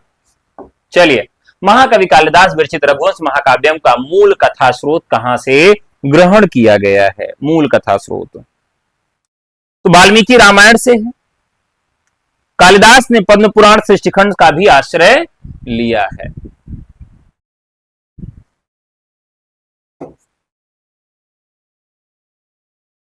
वाल्मीकि रामायण, पद्म पुराण।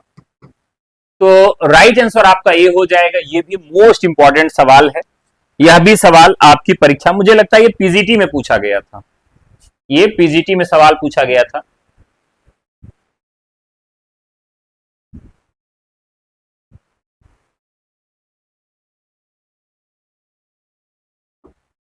रघुवंश महाकाव्य के 19 सर्गों में कुल कितने श्लोक हैं? 10 में इक्ष्वाकुंश वंश के कितने राजाओं का वर्णन मिलता है? 19 स्वर्ग, 1564 और 31 राजा। 1564 श्लोक और 31 राजा। रघुवंश महाकाव्य अंतिम 19वां सर्ग किस राजा के विलासतापूर्ण जीवन और मृत्यु के वर्ण विषय के साथ समाप्त होता है? तो अग्निवर्ण के जो कामुक राजा हैं, अग्निवर्ण का जो कामुक राजा है, इसकी जो मृत्यु होती है वह क्षय रोग से होती है। यानी क्या हो जाती है? इसको टीबी हो जाती है। ठीक है।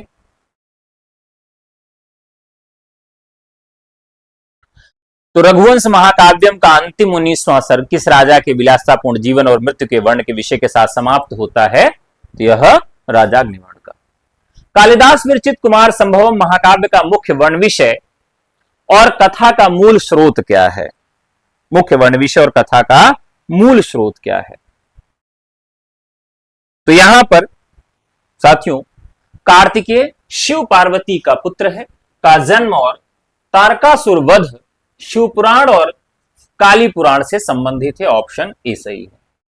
कुमार संभवम महाकाव्य में कुल कितने सर्ग प्रामाणिक माने जाते हैं? यद्यपि इसके केवल कुछ ही सर्गों पर मल्लिनाथ की संजीवनी टीका उपलब्ध है।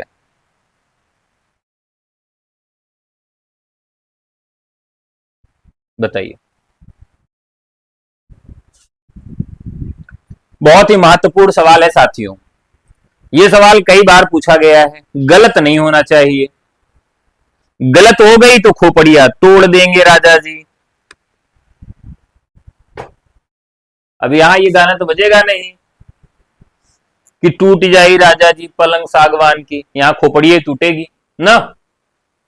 तो कुमार संभवम में कुमार है, यानी अभी किशोर हैं, वयस्क नहीं हुए, तो कितने सर्ग होंगे? 17 सर्ग होंगे। लेकिन वो टीका जो है उन्होंने पूरे पर नहीं लिखा है,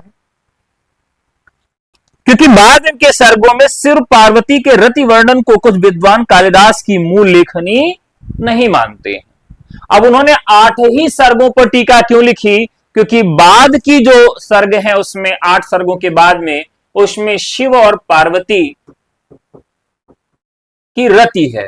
तो ऐसा कहा जाता है कि कालिदास जो है इस तरह से नहीं लिख सकते हैं और इसी कारण से इसको नहीं लिखा गया। इस पर उन्होंने पूरी टीका नहीं लिखी। कालिदास के मेघदूत खंडकाव्य की कुल श्लोक संख्या विभिन्न पाठों के अनुसार लगभग क्या है और इसका वर्ण विषय किस पर आधारित है? तो यहां पर 115 से 121 श्लोक विप्रलंभ वियोग श्रृंगार रस से संबंधित है। और ध्यान रखिएगा कि जब भी बात की जाएगी कि जो विप्रलंभ श्रृंगार है इसका प्रिय छंद कौन सा है, तो मंदाक्रांता। याद रखिएगा, मंदाक्रांता। अभिज्ञान शाकुंतलम नाटक की मूल कथा महाभारत के आदि पर्व के शकुंतलोपाख्यान के अतिरिक्त और किस पुराण के कथा स्रोत से साम्य रखती है? बताइए। बहुत ही महत्वपूर्ण सवाल है। यह मूल कथा महाभारत के आदि पर्व में है, लेकिन वहां दुष्यंत शकुंतला की कथा में शकुंतला काफी प्रगल्भ है। दुर्वासा के शाप या अंगूठी का कोई प्रसंग नहीं है। शाप और अंगूठी का यह सुंदर और सुखांत मोड़ कालिदास ने पद्म पुराण के स्वर्ण खंड से प्रेरित होकर अपना मौलिक कल्पना से गढ़ा है। यानी पद्म पुराण का स्वर्ण खंड, पद्म पुराण के स्वर्ण खंड से, यानी यह कालिदास की अपनी कल्पना है। कालिदास की यह अपनी अपनी कल्पना है। पद्म पुराण से उन्होंने इस बात को ग्रहण किया। मूल कथा महाभारत के आदि पर्व के शकुंतलोपाख्यान के अतिरिक्त और किस पुराण की कथा स्रोत से साम्य रखती है? तो एक तो याद रखिएगा, ये कहां से ली गई है? महाभारत के आदि पर्व से ली गई है, मोस्ट इंपॉर्टेंट है। और आदि पर्व की जो कथा है उसमें शकुंतला और दुष्यंत का वियोग और अंगूठी वाला प्रसंग नहीं है, जबकि जब पद्म पुराण का स्वर्ण खंड है उसमें यह बात दी गई है, जिससे प्रभावित होकर कालिदास ने यह बात जो है मतलब की है।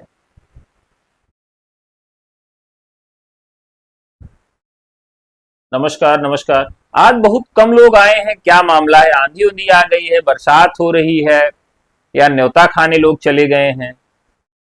आज कम लोग दिख रहे हैं। चलिए,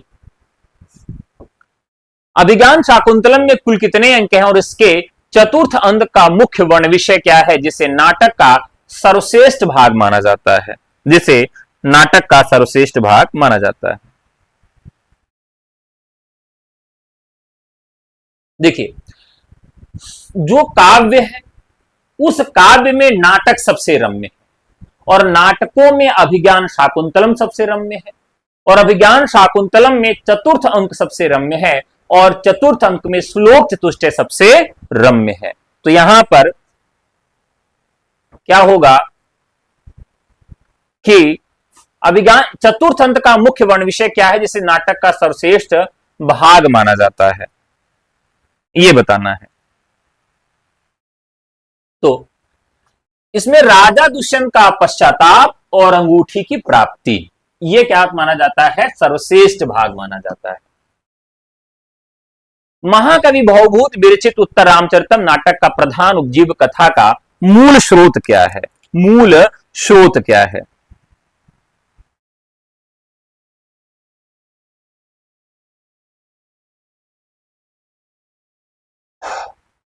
चलिए, उत्तर रामचरितम की बात की गई है। उत्तर रामचरितम जो है, उत्तरकांड जो है इसका सीता निर्वासन, लोक उसका जन्म पर आधारित है। भवभूति ने दुखांतक कथा को सुखांतन बनाने के लिए पद्म पुराण के सीताराम सम्मिलन का प्रसंग जो है यहां पर ले लिया है। ध्यान रखिएगा, पद्म पुराण का पाताल खंड, वाल्मीकि रामायण का उत्तरकांड। अब ध्यान रखिए कि इसमें जो है, अगर आप वाल्मीकि रामायण की कथा देखें तो वह दुखांतक है। कैसी कथा है उसकी? दुखांतक है। साथियों बताइए, हिंदी वाले लोग तो बहुत कम होंगे जो ये सारे सवाल पढ़े होंगे, ज्यादातर लोग तो नहीं पढ़े होंगे। सविज्ञान शाकुंतलम में 7 अंक हैं। हाँ 7 अंक है, क्या हो गया? कुछ गलत कर दिए क्या?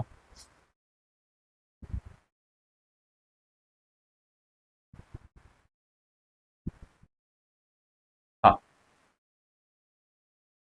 और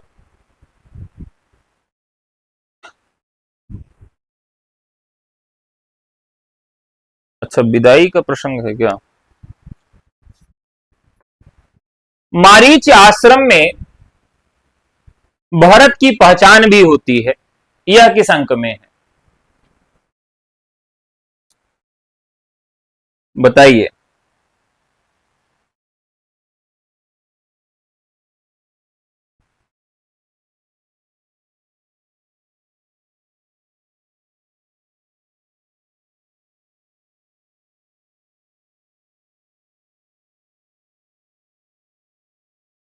मुझे लगता है कि अब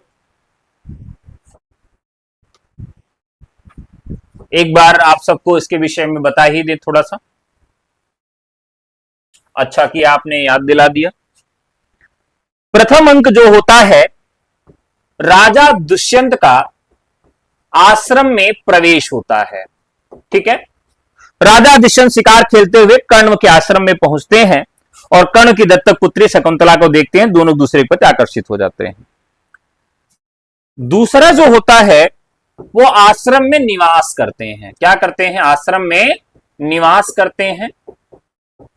निवास करते हैं मतलब शकुंतला के साथ रहते हैं।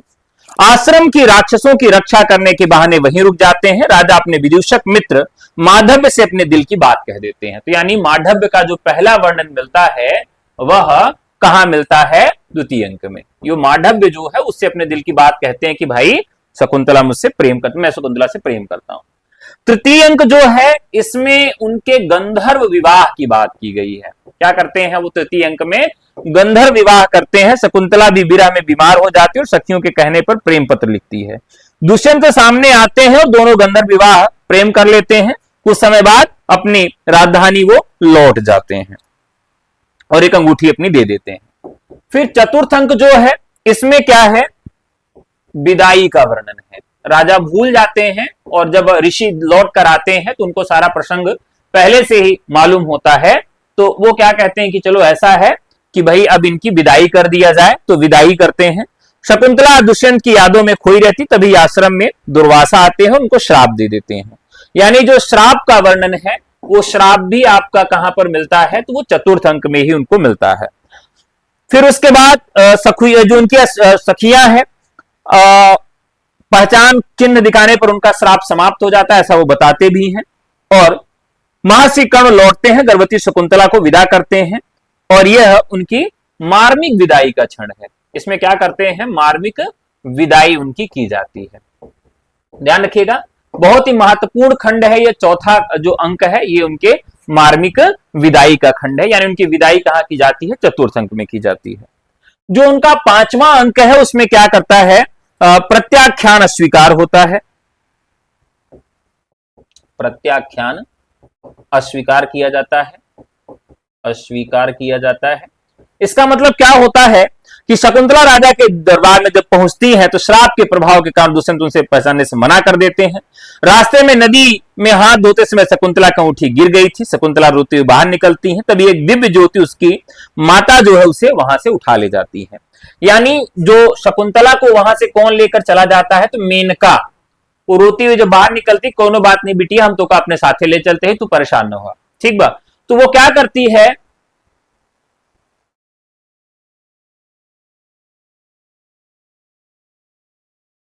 अब आप प्रीति, क्या नाम है आपका, जो भी नाम हो, शॉर्टकट की दुनिया में आप लोग ये चाहते हैं कि 2 घंटे के पेपर में मैं आपको 125 प्रश्न आउट करवा दूं।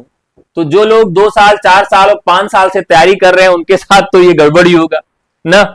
तो कई बार पूरे सवाल फंस जाते और कई बार नहीं फंसते हैं।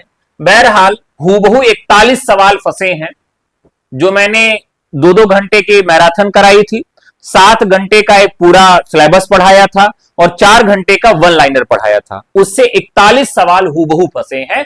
और संस्कृत में भी जो साहित्य वाले सवाल हैं वो कई सवाल हूबहू फंसे हैं। ठीक है, चलिए कोई बात नहीं है, आगे बढ़ते हैं। तो यानी प्रत्याख्यान अस्वीकार करते हैं वो कौन है? मेनका। मेनका क्या करती है? उनको उठा ले जाती हैं। कहां ले जाती हैं कि चलो बेटा मैं अपने साथ तुमको ले चलती हैं। और फिर क्या होता है? जो छठवां अंक आता है उसमें पश्चाताप करते हैं। क्या करते हैं? पश्चाताप करते हैं कि भाई ऐसा है कि जो है मुझसे गलती हो गई, क्योंकि अंगूठी उनको मिल जाती है। और इसी बीच जो है देवराज इंद्र के सारथी मातली आते हैं। ध्यान रखिएगा, मातली का भी वर्णन मिलता है कि इंद्र के जो सारथी उनका नाम क्या था। तो यहां से भी सवाल पूछे गए हैं। ठीक है,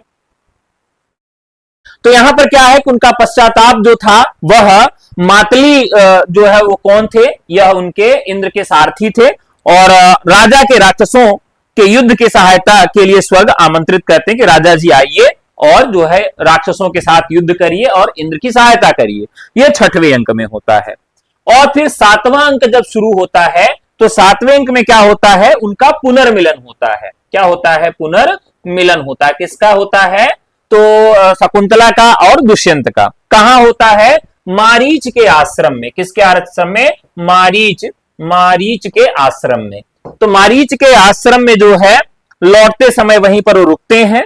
वहां एक निर्भीक बालक जो है वो सर्वदमन, ध्यान रखिएगा, कई जगह उसका नाम भरत मिलता है और कई जगह सर्वदमन मिलता है।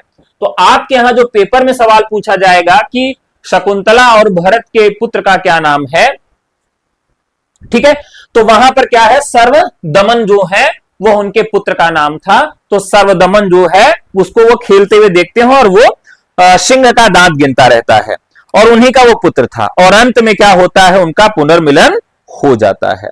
तो ध्यान रखिएगा, इस प्रकार से ये पूरी कथा इनकी समाप्त होती है। अब यहां क्या पूछा गया है, कुल कितने अंक हैं और इसके मुख्य वर्ण विषय क्या है, जिसमें नाटक का सर्वश्रेष्ठ भाग माना जाता है। तो सर्वश्रेष्ठ भाग क्या माना जाता है, मैंने बता दिया, पश्चाताप होता है, और 7वें अंक में जो है उनका पथगृह के लिए, अच्छा ये ऑप्शन इसमें थोड़े से गलत हैं, ऑप्शन इसमें थोड़े से गलत हैं, तो ऑप्शन को आप थोड़ा इग्नोर करिएगा, ठीक है। चलिए, तो ये पूरी कथा जो है वो हम लोगों ने देख लिया यहां पर। अगला सवाल लेते हैं। महाकवि भवभूत विरचित उत्तर रामचरितम नाटक का प्रधान उपजीव्य कथा का मूल स्रोत क्या है, ठीक है।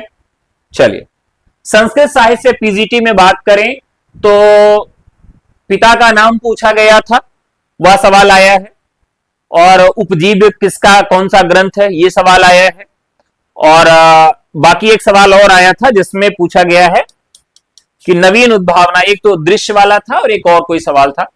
तो ये 4-5 सवाल जो संस्कृत में आए थे वो हूबहू क्लास से ही आए थे।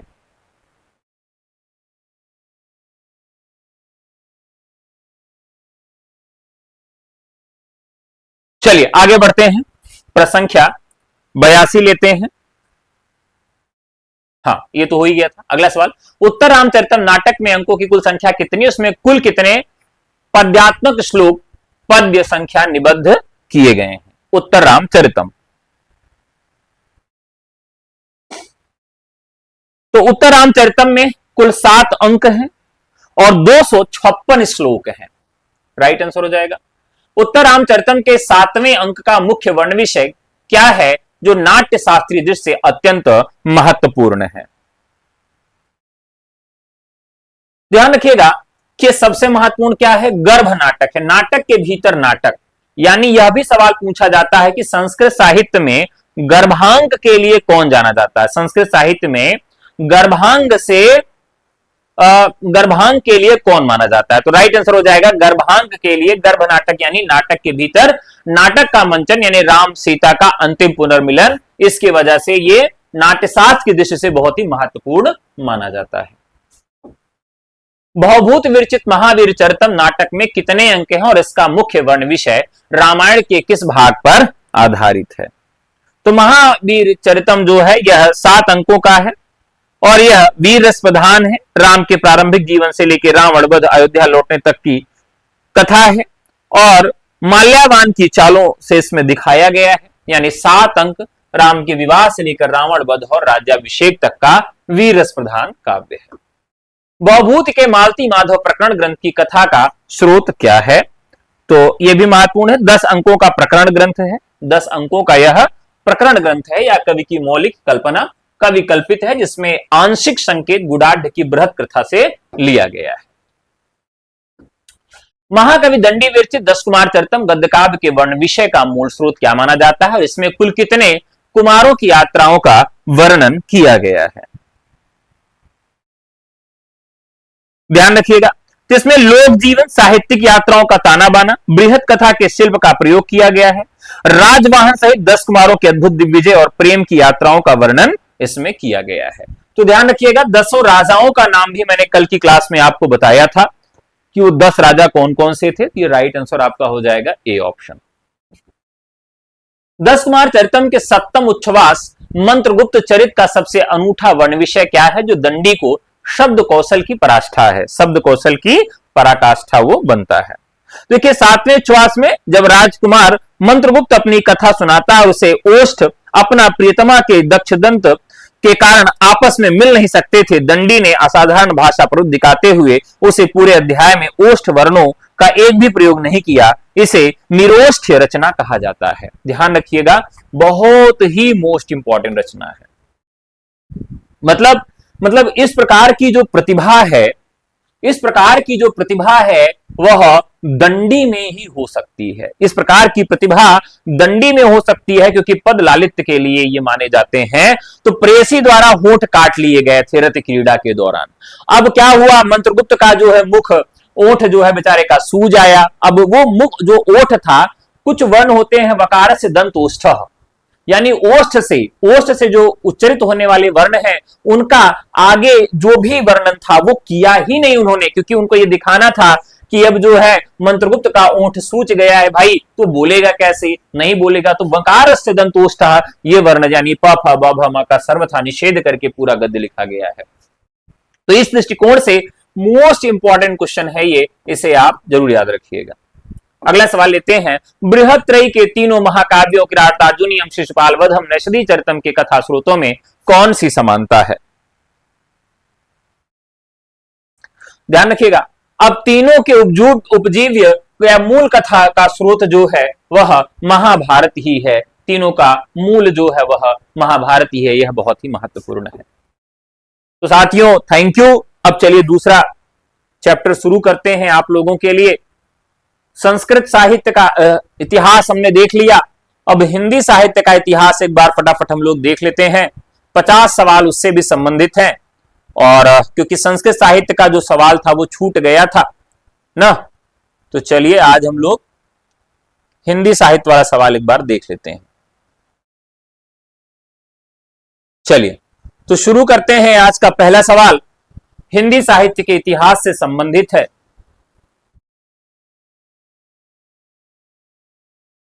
यार किसी भी से लिख दो, लेकिन एलटी मेंस में ऐसी कलम का प्रयोग करना कि उसकी स्याही फैले ना, ठीक है, यही ध्यान रखना जिससे स्पीड से आप कर सको।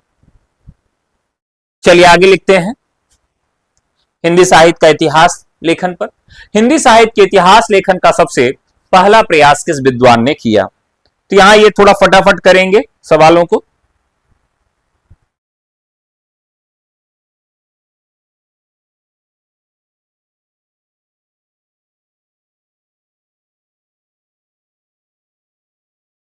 थोड़ा सा फटाफट करेंगे अब।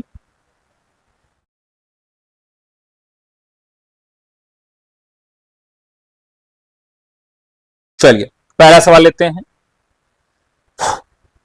पहला सवाल जो है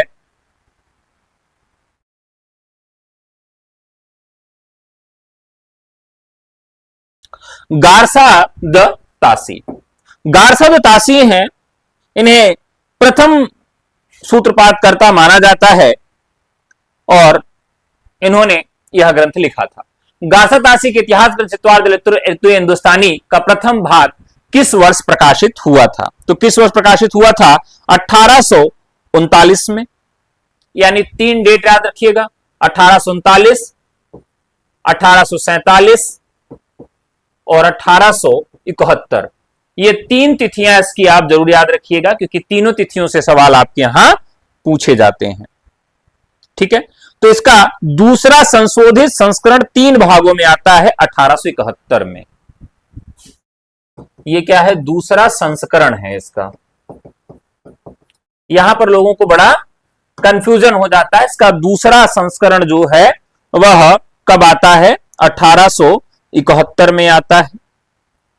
और इसका द्वितीय भाग जो है, द्वितीय भाग जो है इसका वह 1847 में आता है। यहां कंफ्यूजन हो जाता है द्वितीय भाग और द्वितीय संस्करण, जिसमें आप गलती मत करिएगा। हिंदुस्तानी ग्रंथ मूलतः किस भाषा में लिखा गया? तो फ्रेंच भाषा में। डॉक्टर किशोरी लाल गुप्त ने जॉर्ज गैरिसन के ग्रंथ का अनुवाद किस नाम से किया था? तो किस नाम से किया था उसका अनुवाद? तो राइट आंसर जाएगा हिंदी साहित्य का प्रथम इतिहास के नाम से। हिंदी भाषा में लिखा गया हिंदी साहित्य का पहला इतिहास ग्रंथ कौन सा माना जाता है? तो शिव सिंह सरोद, शिव सिंह सेंगर के द्वारा। शिव सिंह सरोद का संशोधित एवं पूर्ण प्रकाशन वर्ष क्या माना जाता है? तो राइट आंसर हो जाएगा 1883, इसकी भी डेट याद रखिएगा। और हिंदी साहित्य के इतिहास जो भी लिखे गए उनका अनुक्रम पूछा जाएगा, ठीक है। जॉर्ज ग्रियर्सन के the warden vernacular literature of Hindustan का प्रकाशन एशियाटिक सोसाइटी ऑफ बंगाल की पत्रिका विशेषांक के रूप में कब हुआ था? यह भी काफी महत्वपूर्ण है, तो इसका 1888 में हुआ था। किस इतिहासकार ने अपने ग्रंथ में लगभग 5000 कवियों को शामिल किया है, जिसे आचार्य शुक्ल ने प्रकांड कवि कीर्तन कहा है? प्रकांड कवि कीर्तन कहा है। तो राइट आंसर हो जाएगा मिश्र बंधुओं ने, मिश्र बंधु विनोद में। मिश्र बंधु विनोद कुल कितने भागों में प्रकाशित हुआ था? तो यह इसका पहला 3 भाग 1913 में और चतुर्थ भाग 1934 में प्रकाशित हुआ था, यह भी याद रखिएगा, यानी 4 भागों में। मिश्र बंधु विनोद प्रथम 3 भाग किस वक्त प्रकाशित हुए थे? तो 1913 में। मिश्र विनोद का चौथा भाग कब प्रकाशित हुआ? 1934 में। नागरिक प्रसारणी सभा द्वारा प्रकाशित हिंदी साहित्य का बृहत इतिहास कितने खंडों में योजनाबद्ध है? ध्यान रखिएगा, तो जब भी योजनाबद्ध की बात किया जाए तो योजना इसकी है 18 खंडों में, लेकिन प्रकाशित कितने खंडों में हुआ है? तो 16 खंडों में यह प्रकाशित हो चुका है, यानी 18 खंड होगा। आचार्य रामचंद्र का हिंदी साहित्य का इतिहास मूलतः किस ग्रंथ की भूमिका के रूप में लिखा गया था? तो ध्यान रखिएगा, हिंदी शब्द सागर के रूप में लिखा गया था, ठीक है।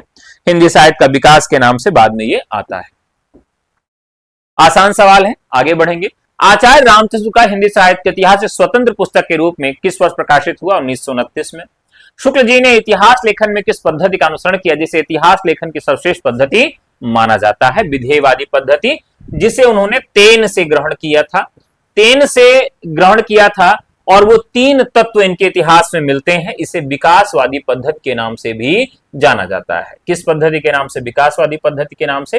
विकासवादी पद्धति या विधेयवादी पद्धति में 3 चीजें सबसे महत्वपूर्ण होती हैं, वो कौन कौन सी होती हैं? आप बताइए। हाँ भैया, मुंह दर्द करने लगा है यार आज बोलते बोलते, बताओ बताओ, ये कोई कमेंट करके बता दो यार कि विकासवादी पद्धति में कौन से वो 3 तत्व हैं जो सबसे महत्वपूर्ण माने जाते हैं, ये आपको बताना है। 3 तत्व कौन से महत्वपूर्ण माने जाते हैं? हिंदी साहित्य के इतिहास लेखन में विधेयवादी पद्धति के मूल जन्मदाता कौन माने जाते हैं? तेन माने जाते हैं। प्रत्येक देश का साहित्य वहां की जनता की चित्तवृत्तियों का संचित प्रतिबिंब है, यह कथन किस इतिहासकार का है? रामचंद्र शुक्ल का है। राहुल सांकृत्यायन के अनुसार हिंदी का प्रथम कवि कौन माना जाता है? तो राहुल सांकृत्यायन के अनुसार हिंदी का प्रथम कवि कौन माना जाता है? सरापा यानी सरापाद माने जाते हैं। शिव सिंह सेंगर ने अपने इतिहास ग्रंथ में किसे हिंदी का प्रथम कवि स्वीकार किया है? तो पुष्य या पुंड कवि को किया है। आचार्य रामचंद्र शुक्ल ने आदिकाल की समय सीमा का क्या निर्धारण किया है? तो राइट आंसर हो जाएगा संवत 1050 से 1375 विक्रम संवत। अगर ये सन में पूछा जाए तो जाति, वातावरण और समय। बहुत बढ़िया, धन्यवाद। क्षण, जाति और वातावरण। क्षण, जाति और वातावरण, ये 3 चीजें हैं जो रामचंद्र शुक्ल ने हिंदी साहित्य का इतिहास लिखने के लिए कहां से ग्रहण किया था? तेन से ग्रहण किया था, ठीक है। आदिकाल को वीरगाथा काल नाम किसने दिया? तो आचार्य रामचंद्र शुक्ल ने दिया। अगला सवाल, आदिकाल को सिद्ध सामंत काल किसने कहा? राहुल सांकृत्यायन ने कहा। आदिकाल को बीजवपन काल किसने कहा? महाविश्वास द्विवेदी ने कहा। आदिकाल को चारण काल संज्ञा सबसे पहले किस इतिहासकार ने दी थी? तो जॉर्ज ग्रियर्सन ने दी थी। रामकुमार वर्मा ने अपने इतिहास ग्रंथ में आदिकाल को किन 2 खंडों में विभाजित किया है? तो उन्होंने संधि काल और चारण काल के रूप में विभाजित किया है। हिंदी साहित्य का वैज्ञानिक इतिहास 1965 के लेखक कौन है? गणपति चंद्र गुप्त हैं।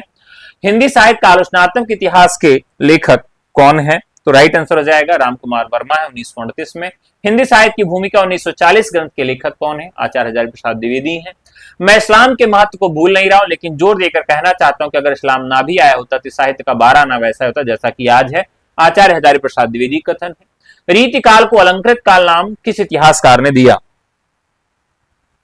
तो रीति काल को अलंकृत काल किसने कहा? मिश्र बंधुओं ने कहा। रीति काल को श्रृंगार काल किसने कहा? विश्वनाथ प्रसाद मिश्र ने कहा। हिंदी साहित्य का आधा इतिहास पुस्तक के लेखिका कौन है? सुमन राजे हैं। हिंदी साहित्य का दूसरा इतिहास के लेखक कौन है? बच्चन सिंह है। अपभ्रंश के प्रथम महाकवि स्वयंभू को हिंदी का प्रथम कवि किसने कहा? रामकुमार वर्मा ने कहा। गणपति चंद्रगुप्त ने हिंदी का प्रथम कवि किसे स्वीकार किया है? तो यहां ये सरल चैप्टर है हिंदी साहित्य का इतिहास लेखन, लेकिन इसमें स्थापना और तर्क के सवाल अगर पूछे जाएंगे तो यहां ये सवाल बदलेगा। ये सालिभद्र सूरी को इन्होंने कहा है, पहला कवि।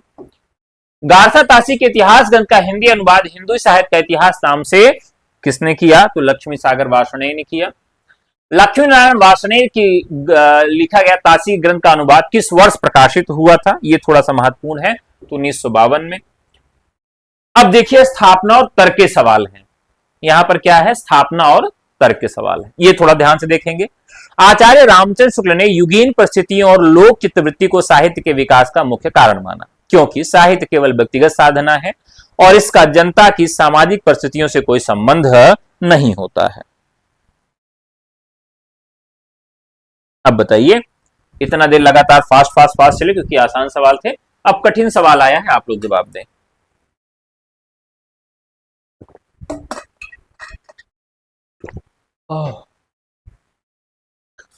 इसे मुहना पिराए लागत है यार, पढ़ावत पढ़ावत। बताओ भाई बताओ।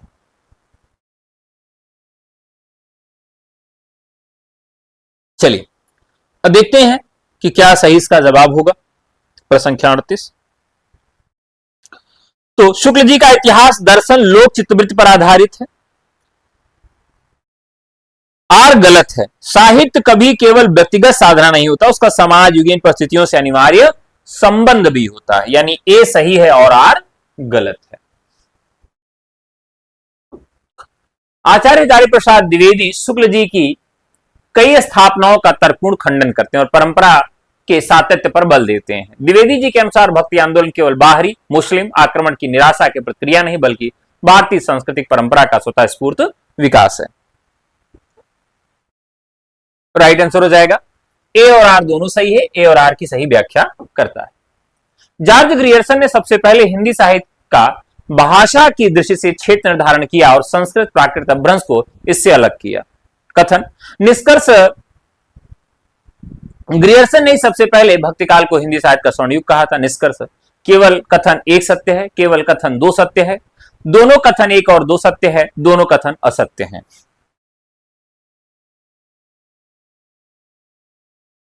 तो साथियों यहां पर दोनों ही कथन सत्य हैं, एक और दो दोनों ही सत्य हैं। मोस्ट इंपॉर्टेंट इस फैक्ट याद रखिएगा। सबसे पहले संस्कृत प्राकृत और अपभ्रंश इसको इन्होंने अलग किया था। उनके प्रथम प्रकाशन वर्ष के अनुसार सही क्रम में इनको व्यवस्थित करना है। तो स्तुवार द्राव्यतुत्तर इंदो हिंदुस्तानी 1839 सबसे पहला है। शिव सिंह सरोज 1883, मिश्र बंधु विनोद 1913, हिंदी साहित्य का इतिहास 1929। ठीक है, इस प्रकार से option A the right answer. इतिहास के अनुसार हिंदी साहित्य के इतिहास ग्रंथों का सही काल के अनुसार अनुक्रम लगाइए। तो यहां पर गारसा तासी 1839, मिश्र बंधु 1913, रामचंद्र शुक्ल 1929 और George Grierson 1888। Right answer B हो जाएगा। आचार्य हजारी प्रसाद द्विवेदी के निम्नलिखित इतिहास ग्रंथों का प्रकाशन वर्ष के अनुसार सही क्रम बताइए। हिंदी साहित्य की भूमिका, हिंदी साहित्य की भूमिका 1940, उद्भव और विकास 1952 और हिंदी साहित्य का आदिकाल 1952। तो राइट आंसर ए हो जाएगा। कूट मिलान करना है, यहां पर कूट मिलान करना है। प्रश्न संख्या 44 है। तो यहां पर नगेंद्र का हिंदी साहित्य का इतिहास संपादित है।